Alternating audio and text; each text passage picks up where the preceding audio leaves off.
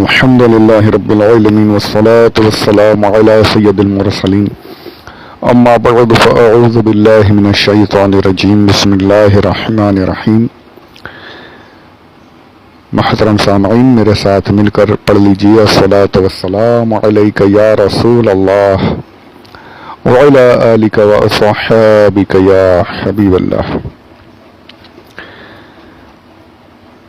آپ سبھی کو رمضان مبارک کی سعادتیں برکتیں بہت بہت مبارک ہو. السلام علیکم ورحمۃ اللہ وبرکاتہ. آج 22 رمضان 1442 ہجری، 5 مئی 2021، یوم الاربعاء، چہار شنبہ، بدھ، وینسڈے. پارہ الف لام میم، پہلا پارہ سورۃ البقرہ، دوسری سورہ، آیت نمبر 30.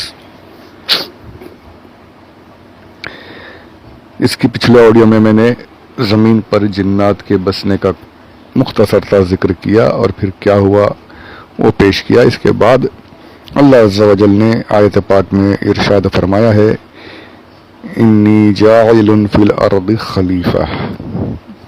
یہاں پر اب ہمارے علماء، ان کی سوچ، ان پر اللہ عز و جل کے کرم کو دیکھیے، کس طریقے سے ایک ایک لفظ پر کتنی باریکی سے سوچتے تھے، اور قرآن پاک کے اعجاز کو دیکھیے کہ قرآن پاک میں ہر لفظ کتنی صحیح طریقے سے صحیح جگہ پر ارشاد فرمایا گیا ہے. اور بے شک یہ کلام اللہ ہے، کلام الہی ہے، اس میں کوئی کمی زیادتی، کوئی ہیر پھیر ہو ہی نہیں سکتی. جو جیسا ہے، جس جگہ ہے، بالکل صحیح. یہ ہمارا ایمان ہے. یہاں پر فرمایا گیا انی جاعل، جاعل بنا رہا ہوں. خالق نہیں فرمایا، میں زمین پر خلیفہ بنا رہا ہوں، تخلیق کر رہا ہوں نہیں. زمین پر تخلیق کر رہا ہوں نہیں فرمایا، خلیفہ بنا رہا ہوں. اس کا فرق سمجھیے. خالق نہیں فرمایا، تفسیر نعیمی میں ہی فرماتے ہیں، جلد اول صفحہ نمبر 262، اس لیے کہ خلق کے معنی ہے پیدا کرنا، تخلیق کرنا، پیدا کرنا، اور جعلہ کے معنی ہے بنانا.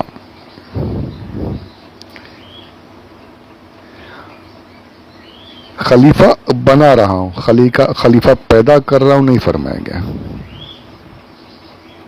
اور تفصیل دیکھیے.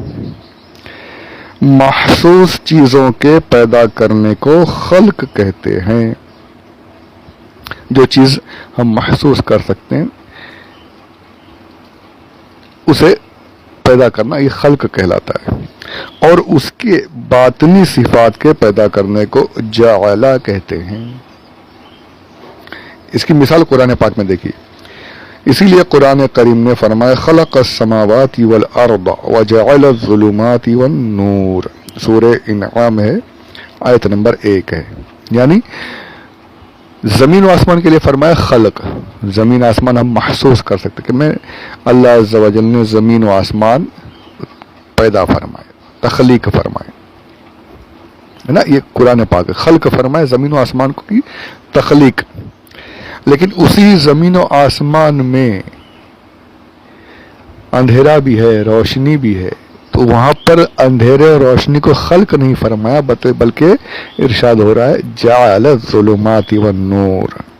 اسی زمین و آسمان کو پیدا فرمایا اور اسی زمین و آسمان میں نور اور اندھیرے کو بنایا. زمین و آسمان محسوس کیے جا سکتے تھے، ان کے لیے خلق فرمایا.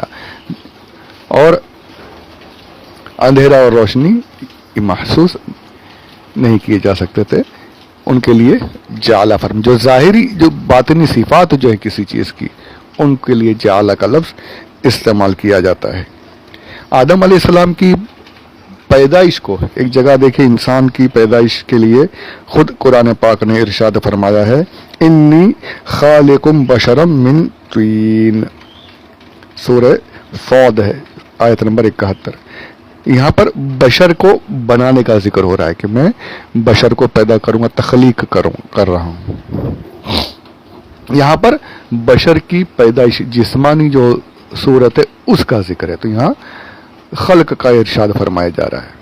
وہاں آدم علیہ السلام کی صرف جسمانی صورت کا ذکر نہیں تھا، وہاں پر آپ کی صرف بشریت کا ذکر نہیں تھا، بلکہ آپ کی جو باطنی صفت ہے اس کا ذکر ہو رہا تھا کہ میں خلیفہ بھیج رہا ہوں، خلیفہ بنا رہا ہوں. تخلیق کا ذکر جہاں پر ہے وہاں پر خالق فرمایا گیا، خلق فرمایا گیا. جہاں بشریت کا ذکر ہے، جہاں انسانیت کا ذکر ہے، وہاں پر خالق فرمایا گیا، خلق کا لفظ استعمال کیا گیا. اور یہاں پر آدم علیہ السلام کی جو باطنی صفت تھی یعنی خلافت کی جو صفت تھی اس صفت کا ذکر ہو رہا ہے، تو فرمایا جعل. سبحان اللہ، کتنا یعنی اعجاز ہے قرآن پاک کا. ایک ایک لفظ میں سمجھ لیجئے، اگر اس کو تفصیل سے بیان کرتے جائیں تو ایک ایک لفظ کے لیے کئی کئی مثالیں دی جا سکتی ہیں اور کئی کئی دفاتر لکھے جا سکتے ہیں. سبحان اللہ سبحان اللہ. تو اس لیے یہاں پر خلق نہیں فرمایا، جعل. انی جاعل فی الارض خلیفہ. اب یہ بھی دیکھیے، فی الارض، صرف ارض، صرف ارض کیوں، صرف زمین کیوں؟ آسمان بھی تو اللہ کا ہے نا، آسمانوں پر خلافت نہیں؟ خلافت صرف زمین پر کیوں دی گئی؟ اچھا، خلیفہ جو ہوتا ہے، خلیفہ کا کام جو ہوتا ہے نا، وہ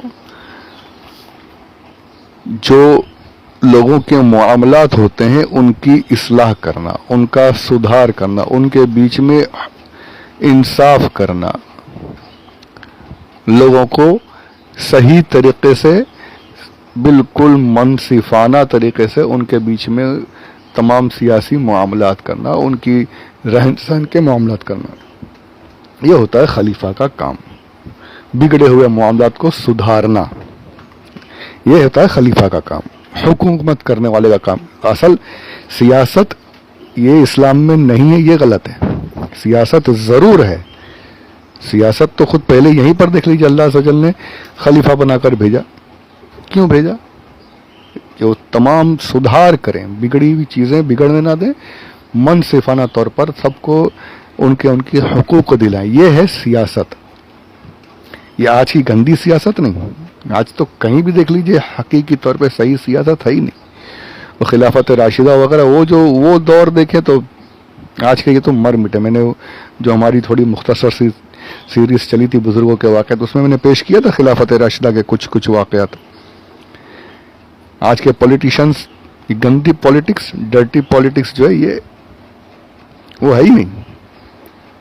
سیاست تو ہے اسلام میں، پر پاکیزہ سیاست، اصلاح کرنے والی سیاست، لوگوں کو ان کے معاملات سدھارنے والی سیاست، اور بگاڑنے والی نہیں. یہاں تو منسٹر کو موقع مل جائے تو سب کا کھا کے خود ہی بیٹھ جائے، اس کو جس نے ووٹ دیا اس کو ہی لات مار کے باہر نکالے، چل بھائی جا. صرف انڈیا ہی نہیں، سب طرح ہر طرف کا یہی حال ہے. جتنے بن جا رہے ہیں اپنا اپنا بھر کے پتہ نہیں اربوں خربوں بنا لیتے ہیں، اور غریب بیچارے ووٹ دینے والے راستوں پر پڑے ہوئے ہیں. ہر طرف یہی حال ہے. تو خلیفہ کا مقصد یہ تھا کہ اصلاح ہو، اس کا کام ہی یہ اصلاح کرنا کام ہوتا ہے، اس لیے خلیفہ بھیجا جاتا ہے. تو خلافت زمین میں ہی کیوں دی گئی؟ تو اس کا جواب یہی ہے کہ زمین، تمام مفسرین کرام نے یہی جواب لکھا ہے کہ زمین میں، آسمانوں میں کون رہ رہا تھا؟ فرشتے. فرشتوں میں نہ تو بغض ہے، نہ حسد ہے، نہ عناد ہے، نہ شہوت ہے، نہ ان کے اندر درندگی کی صفات ہے. کوئی بری بات کوئی اللہ نے ان میں ڈالی ہی نہیں ہے. نفس ہے ہی نہیں ان کے اندر، شہوت ہے ہی نہیں. تو وہ تو صرف اللہ اللہ، جو حکم ہو گیا وہ ہاں آمنا صدقنا، جو ملا وہ کرتے جا رہے ہیں، وہ کرتے رہتے ہیں، تھکتے بھی نہیں، کرتے ہی رہتے ہیں. ان کے اندر یہ بری چیزیں، یہ بری صفات ہے ہی نہیں، تو پھر یہاں پر یہ لڑائی جھگڑے ہوں گے ہی کیوں؟ ہے نا. یہاں تو سب اصلاح ہی اصلاح، یہاں تو سب ٹھیک ٹھاک، سارے معاملات بالکل صحیح چلتے ہیں. آسمانوں میں فتنہ فساد ہونا ہی نہیں ہے. فتنہ فساد تو یہاں ہوگا، زمین پر. جھگڑے تو یہاں ہوں گے، یہاں ایک دوسرے کا مال کھایا جائے گا، یہاں ایک دوسرے کو قتل کیا جائے گا، یہاں پر ساری چوری چکاری، ساری زنا ہونا، سب کچھ یہیں پر ہونا ہے. سب کچھ یہی ہوگا. تو اس لیے زمین میں خلیفہ بھیجا گیا کہ یہاں جو بھی غلط ہو، اے آدم، اے میرے خلیفہ، تم اسے صحیح کرنا. اور آدم علیہ السلام کی جتنی اولادیں سب میں خلافتیں رہیں گی، سب میں خلیفہ بنتے رہیں گے، اور ہر خلیفہ کا کام یہی ہوگا کہ وہ زمین کا سدھار کرتے رہیں. آدم علیہ السلام سے لے کر کے آخر تک جو جو اہل ہوگا خلافت ملتی رہے گی، اور اسے سدھار کرتے رہنا ہے، زمین میں انصاف کرتے رہنا ہے. اس لیے زمین میں خلافت دی گئی، زمین کا ذکر کیا گیا. سبحان اللہ، سبحان.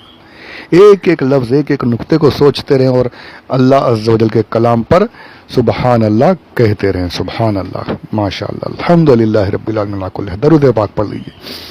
اللہم صلی علی سیدنا مولانا محمد وعلی آل سیدنا مولانا محمد وبارک وسلم صلاۃ و سلاما علیک یا رسول اللہ صلی اللہ تعالی علیہ وآلہ وسلم. اب یہ خلیفہ لفظ جو ہے اس کو بھی سمجھ لیجیے تھوڑا مختصر طور پہ. زیادہ طویل جہاں طوالت کی ضرورت ہوتی ہے وہاں میں تھوڑا تفصیل سے جاتا ہوں. تو خلیفہ جو ہوتا ہے یہ بنا ہے خلفن سے، جس کے معنی ہے پیچھے. تو آدم علیہ السلام جو ہیں یہ جنات کے بعد زمین میں آئے. اس کا یہ معنی بھی ہے کہ نائب کہتے ہیں جو کسی کے پیچھے یا اس کی غیر موجودگی میں اس کی جگہ کو سنبھالے، اس کا کام کرے. تو یہ اس لیے آپ کو خلیفہ کہا جاتا ہے. اللہ سے جو ہر جگہ موجود ہے، بے شک تمام جگہ پر اس کی حکومت، ہر چیز اس کی نگرانی میں. تو آپ کو خلیفہ کہا گیا کہ اللہ کی نیابت کرے. یہ نہیں کہ اللہ عز و جل موجود نہیں ہے، یہ آپ کا ایک شرف ہے. اب اس میں خلیفہ بنایا کیوں گیا؟ اللہ کو خلیفہ کی ضرورت تھی کیا معاذ اللہ رب العالمین؟ اس پر انشاءاللہ مختصر گفتگو اس کے اگلے آڈیو میں کریں گے. اللہ عز و جل ہمیں یاد رکھنے، سمجھنے، جو مختصر میں جو بتاتے جا رہا ہوں اگر اس کو یاد رکھے تو ایک اچھا خاصا ہمیں علم حاصل ہو جائے. مجھے بھی، آپ کو بھی. میں بھی پڑھتا ہوں پھر وہ نکل جاتا، بھول جاتے ہیں. یہ بھولنا بہت بری بیماری ہے. یاد رکھنے کی ضرورت، اللہ ہمیں یاد رکھنے کی، ہمیں یاد رہنے کی، ہمارے ذہنوں میں یاد یہ سب چیزیں یاد رہ جائیں، اس کی سعادت نصیب.